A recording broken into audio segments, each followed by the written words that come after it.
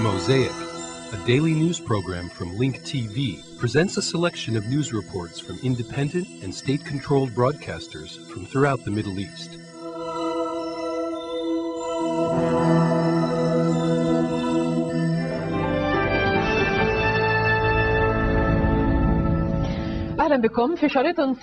In an audio tape, Musab al-Zarqawi, one of the senior leaders in the Al-Qaeda organization, vowed to carry out increasing attacks on American forces in Iraq. Zarqawi's vow comes as a Jordanian court sentenced him to death in absentia, as well as 7 others after they were charged with killing a U.S. diplomat in Amman nearly 2 years ago. Meanwhile, a U.S. State Department official reported that Jordanian authorities last week foiled a planned attack on the U.S. Embassy in Amman by Al-Qaeda. In Washington, and in the context of the U.S. presidential campaign, the United States Democratic Senator Edward Kennedy said that Iraq has become the new Vietnam for George Bush. Kennedy described the U.S. President George Bush as a deceiver, likening him to former President Richard Nixon, who submitted his resignation because of the Watergate scandal.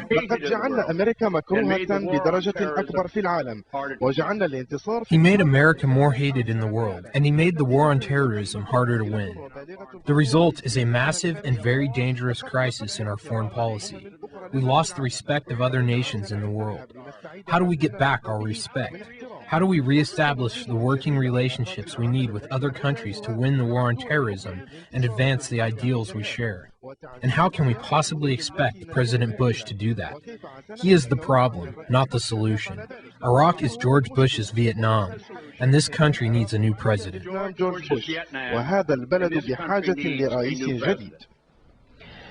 The negotiators from the Sudanese government and others from the Sudan People's Liberation Army held the first direct talks to bring an end to the conflict in the region of Darfur.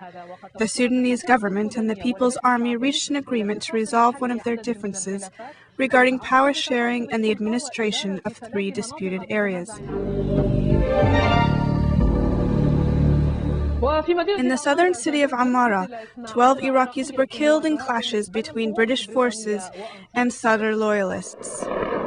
Iraqi cities lit up in the face of United States forces. The Shiites' uprising had begun in Baghdad and spread into other cities. In the past hours, dozens in the United States ranks and Iraqi civilians were killed. One of the confrontations between loyalists to the religious clergy, Support of Al Sadr, and United States forces. The residents of the city of Ba'quba, 60 kilometers north of Baghdad, organized a demonstration in support of Support of Al Sadr, minutes after the killing of an Iraqi translator who worked for the United States forces. Occupation forces must immediately leave Iraq and transfer authority to clean Iraqi hands. The Marines, which are stationed on the perimeter of Al-Fallujah, came under Iraqi fire, with violent fighting between the two sides. What we did was we went into the streets of Fallujah to send a message to the residents to remain calm and stay in their homes so that we could root out the people who were responsible for the disturbances.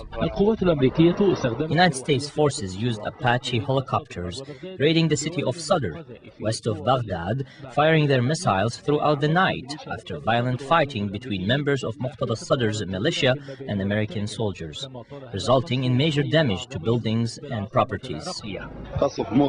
This raid was not normal. They destroyed the homes and they destroyed the cars. They burned the cars. In the Shiite city of Najaf, a wide-scale demonstration took place during which clashes erupted when Sadr supporters fired on Spanish forces. In the city of Nasiriyah, 400 kilometers south of Iraq, there were renewed clashes between Sadr loyalists and Italian forces. Dozens of people were wounded on both sides, and 4 military vehicles were burned. The streets of Al-Kufa were completely empty after a curfew was imposed on the city, whose residents monitored the United States operations. The city of Sunniyah was completely surrounded. The soldiers did not allow any cars to enter except those with Al-Fallujah license plates. The streets leading to the city of Al-Fallujah remained cut off, which was the spark that started these clashes. Clashes intensified when the coalition authority issued an arrest warrant for Muqtada Al Sadr, suspected of being linked to the killing of Shiite religious clergy Abdul Majid Al-Khou'i in a mosque in Najaf 1 year ago. This may increase the fierceness of these clashes. In Al Azimyah district in Baghdad, clashes erupted between Iraqis and American forces. Tanks were stationed in the dominantly Sunni region. The clashes happened after American warplanes raided the neighborhood last night. Since last night until the morning, violent clashes erupted in Al Azimyah. Dozens of Iraqis were injured or killed. The confrontation happened when more than 20 U.S. tanks and armored vehicles entered the area in an attempt to isolate it. Eyewitnesses say that last night was very similar to the night when Baghdad fell on April 9th of last year.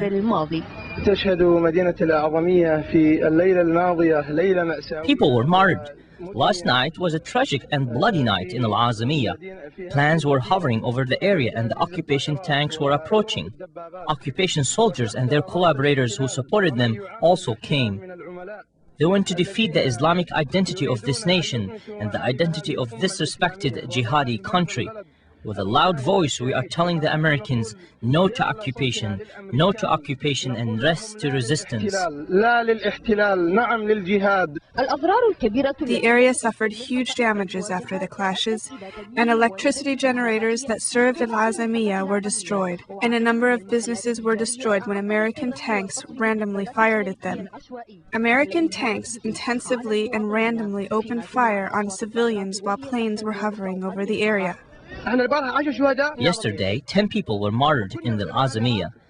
Why are the Iraqi people being killed and forced to leave their homes? Why? Why are they doing this to us? How long will we continue to have martyrs?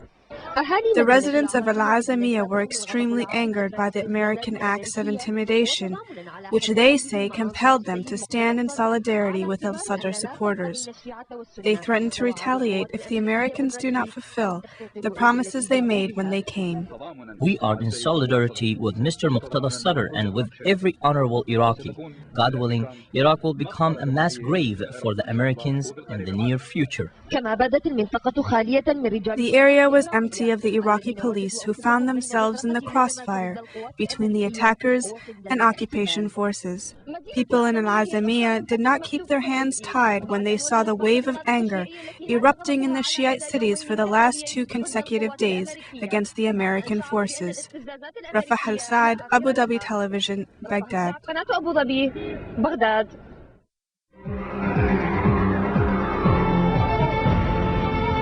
Before going into war, the U.S. went through fierce diplomatic battles to obtain international legitimacy. Despite repeated attempts, Washington could not obtain a United Nations resolution to launch the war, so it formed a narrow alliance with Britain and Spain, which expanded to include other countries after the end of the military operations. 1 year later, this alliance seems to be unsustainable. Spain declared its intention to withdraw its forces by the 30th of June of this year, unless the UN takes charge in Iraq. South Korea followed suit. It postponed sending 3,000 troops to Iraq without any declared time. In addition, the Polish president announced that he was tricked by intelligence information on Iraq.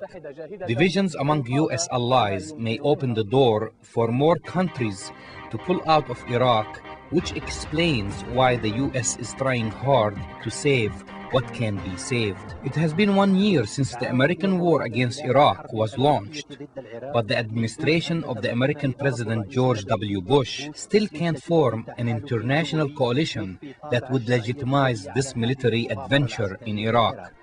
The only ally who supported and nurtured this idea is the British Prime Minister, Tony Blair. In the period before the war, the American intelligence, political and media agencies were utilized in an attempt to convince the world of the legitimacy of the war with the objective of getting rid of weapons of mass destruction. However, These attempts failed to generate the level of support hoped for. This explains why the American administration rushed to strengthen the campaign by using Tony Blair, who played what observers called the role of Bush's envoy with the mission to convince others of the need for war. Blair traveled to Moscow, Paris, and Bonn, but without success. Washington and London lost their traditional allies like France and Germany, and some of their new friends like Russia. There was a need to seek other allies, which made Washington focus on Australia, Japan, Italy, and Spain, as well as Eastern European countries like Romania, Poland, and the Czech Republic. At that time, Rumsfeld called these countries the New Europe, which stands at odds with the old Europe. This statement increased the gap between the Americans and the Europeans on the need for war and its legitimacy. Despite many efforts to repair old relations and improve the relations between countries that used to be allies, the German Chancellor Gerhard Schroeder and the French President Jacques Chirac still refuse military intervention in Iraq in principle because it violated the United Nations and international law. 1 year after that war,